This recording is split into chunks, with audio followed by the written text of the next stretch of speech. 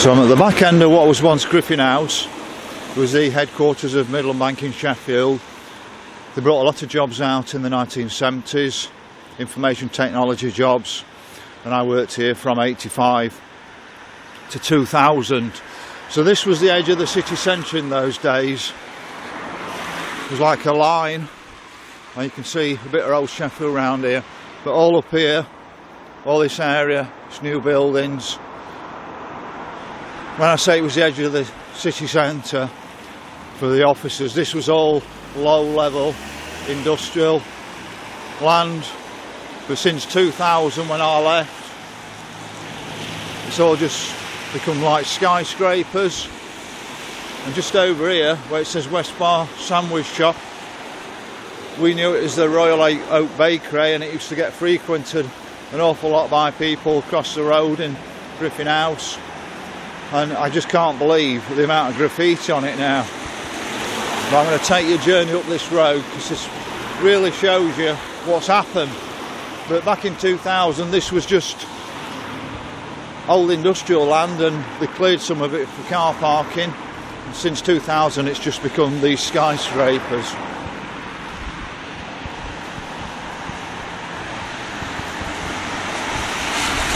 Now back in 1985 you didn't need to drive into Sheffield in the car. You could get the buses in, they were absolutely fantastic. But if you did actually want to park your car, if you got like you were doing something that night, you could park your car just up here on these side streets. There's no double yellow lines. And then about 1990 they started putting double yellow lines down here, but we could still park over there. But I'm just going to show you what's actually changed. But look at this, this is the old sandwich bar. It's looking very sad to what it used to be like. But this is absolutely horrendous, this. I mean, it's absolutely no benefit to the folk of Sheffield. It's just student accommodation. And like I said, up here was Footprint Tools. I think this was the BMW garage just here. But just beyond it, where you can see those buildings, it was just old industrial land that had been flattened and turned into temporary car parking. But this has all come since 2000, and you can just see it's coming further down to Tenter Street, and this goes all the way from West Bar up to the university. Now I'm going to keep mentioning smart cities and the clean air zone in my videos from now on, because this is the game. To live in a smart city, I'm sorry, but to live in a smart city, you're not that intelligent, because a smart city, 15-minute city, it's a digital prison. Basically, living in an open prison. I can imagine all this area now is going to be turned into more student flats. The old Midland Bank headquarters, HSBC, when I left in 2000, has been turned into Penine 5. I'm just going to swap the video over, and it won't be a second. Alright, so that's swapped over. It was just starting to rain, heavy drizzle. I'm not risking getting my camera wet. So, but just about here was the Footprint Tools, light industry making equipment.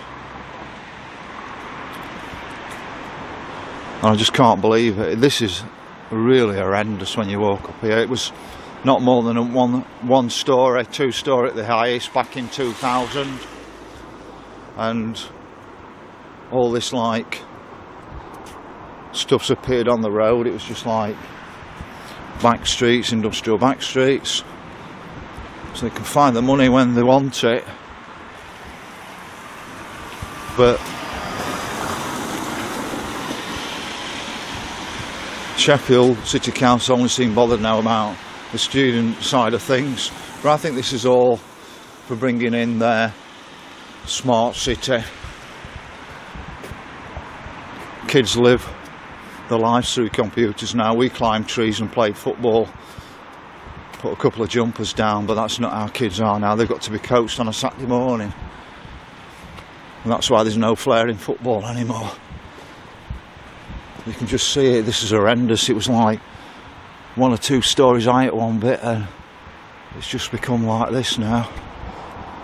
can only think of prison, so that's what it looks like to me. Right in the middle of here is somewhere called, well, it's St Vincent's Church, and that church used to tower over everything around here. It doesn't tower over it anymore, it's hidden, and you'll see in a moment just how they've changed this area. But anybody who worked at Midland Bank HSBC and hasn't been round here for 20 years will be just shocked what's actually happened. Nothing more than 2 levels up here in old industrial land. Look at this, absolutely horrendous. Now a lot of this has been happening since the lockdown. Yeah, it was happening before, but far worse. And I'm in an area very much full of Chinese people, so a lot of the investment, I understand, is coming from China. But you can say St Vincent's Church. Couldn't see it a moment ago for all this lot, could you?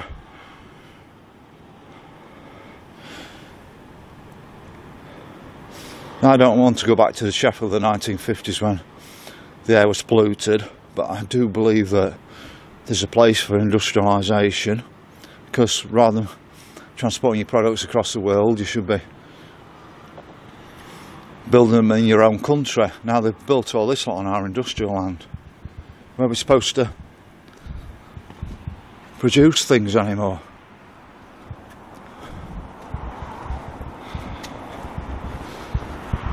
Here you can see, like I said, St Vincent's Church is absolutely hidden by all those buildings. We've only just seen it as we've come into this little bit here. But there's very little of the old industrial buildings left. They've not even tried to keep them within the actual scheme of things. But just imagine, rather than benefit the whole of Sheffield, what the council think is that it's £9 a year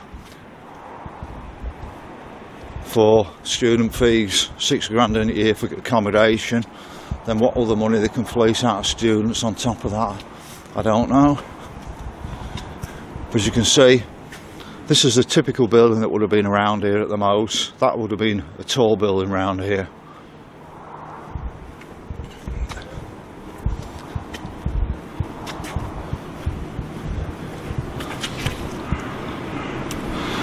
You've got to ask about Chinese development in Sheffield.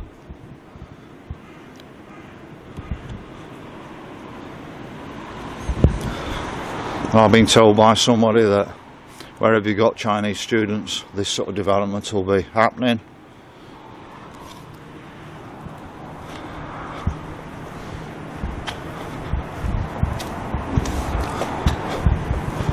We didn't have nice pavements like this back then, because I said it was semi-industrial land. But the money's available now, isn't it, to clean it up. But I think the idea with all this university thing is this brings in their smart cities. These digital prisons are creating, because kids are very much controlled through computers now, with the lives through them. I had a computer back in '74. You had to actually program that computer to make it do things. It was Sinclair. Nowadays they just get bought a phone and it does everything for them.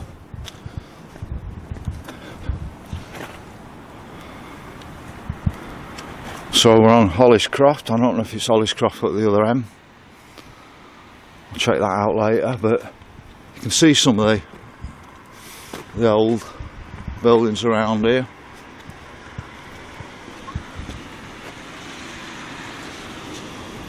But most of them have gone. In a moment I'm going to walk back down to Tenter Street and give you an idea, but all this lot is just completely built over with student accommodation, whereas back in 2000 it was semi-industrial land. we'd park his cars. Once he put the double yellows further down, we'd park his cars up here. Back in the 90s, but even that become more and more of a problem.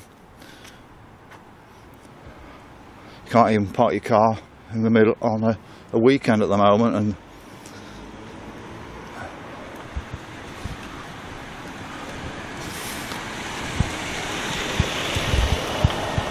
I think there was a pub up here, I could be wrong. Certainly not one anymore. And just, I'm going to take you back down to Tenter Street now.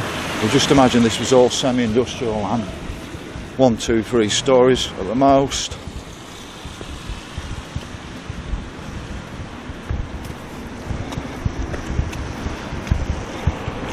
It's looking more like a smart 15-minute city every day, isn't it?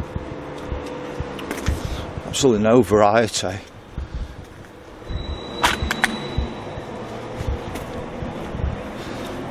There are buildings like this. This is the normal old industrial building.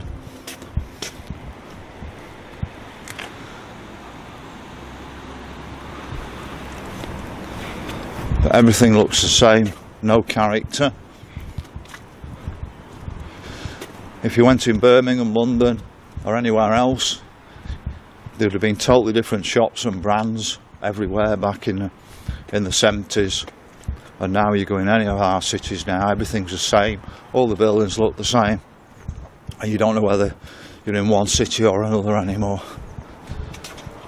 It's the back end of the church building. Pretty much hidden now. Should tower above all this area. And I would have said that because there was a church here, I would have said this church would have been surrounded by housing. People doing the jobs in Sheffield back then, in the Industrial Revolution. They've sort of narrowed all these, well, they look like they've narrowed the roads down. Certainly put even more calming in. The church is just not visible unless you actually get up close to it now.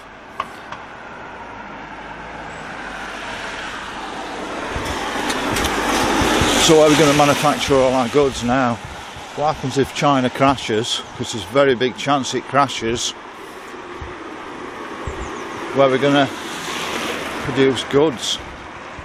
I think people should have realised in the middle of the lockdown what was happening. They couldn't get goods in. And if China goes into another full-scale lockdown, because it's looking like it at the moment, anybody coming in from China, I think at the moment it's now going to be tested. I think they're driving another lockdown at the moment. So I think that's part of the old church. But it's got far more character. In fact, I'm not 100% sure because it doesn't look the same brick as the church or the same design. But you can see it goes back a long time. It's going to be about 18th century at least.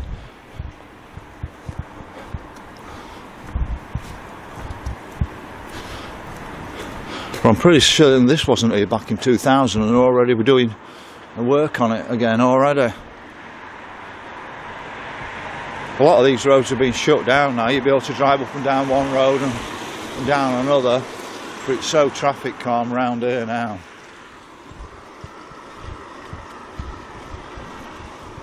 I just don't really recognise where I am.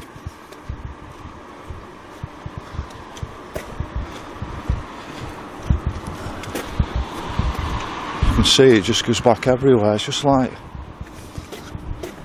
I wouldn't like to be in this prison,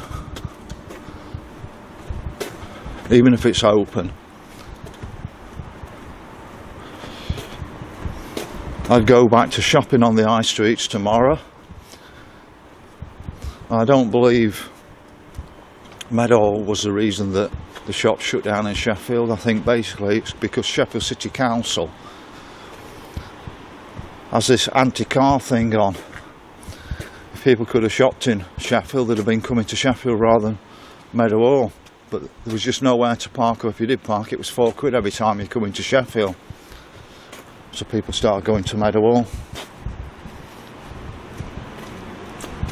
Well, like I say, everything's been took over by the university. It's either the student flats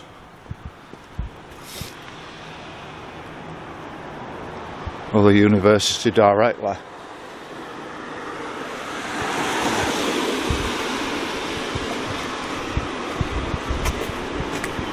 But you're talking probably about a 2 square mile area just filled like this that would have been semi-industrial, and now it's just student accommodation.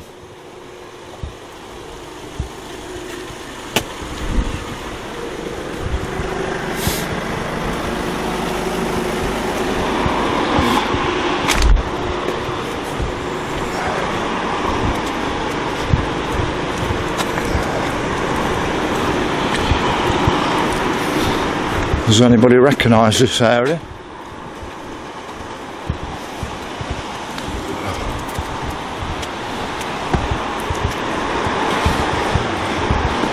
The globalists have taken Sheffield over. And you'll be lucky to find a deedar on these streets. And it's so sad when a whole culture's just been wiped out.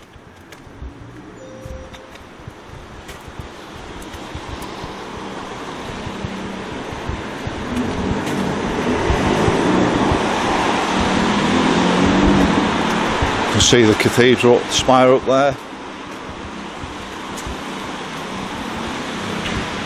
Coming to the front of Griffin House, Pennine Centre. That was 13 stories, or it's still 13 stories. You can see the 3 Tons pub up there. But I bet it's hardly got any custom now. Now, you could park here. This is the old car park for Griffin House, and about probably less than a month ago it was 50p an hour. It's now £1.50 an hour. Certainly jumping on the bandwagon.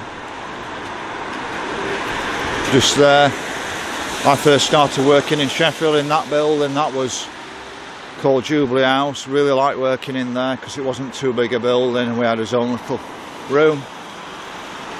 You're looking up Tenter Street now, and then these massive buildings everywhere, just skyscrapers.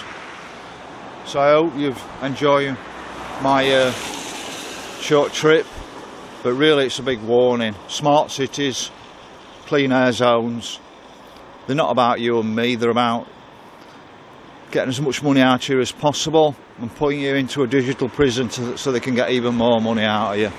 So that's it, end of video. Speak to you later.